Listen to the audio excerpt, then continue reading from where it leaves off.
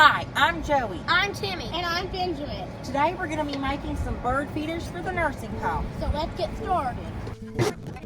We started by planing the fence pickets. You'll need one picket for each bird feeder. Next, we ripped some cedar 1x4s to 1.5 inches for the sides of the bird feeder.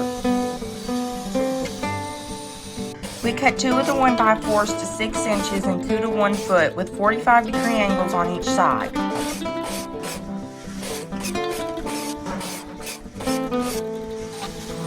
Next came sanding.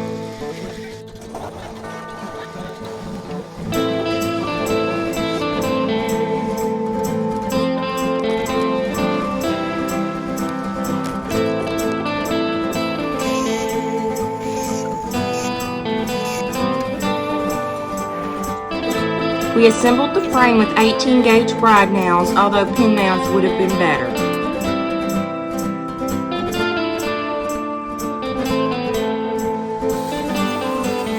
Next, we ripped the fence pickets to the width of the frame. We made a 45-degree angle point on one end of the fence picket, then measured 8 inches down and cut it. You will need 2. Next, we added the boards to the frame with glue and bride nails. For the roof, we cut a 45-degree angle on one side of the fence picket and cut it to 12 inches, then attached them to the roof. Finally, for the bottom, we cut the fence picket to the length of the frame, then attached it with glue and bride nails.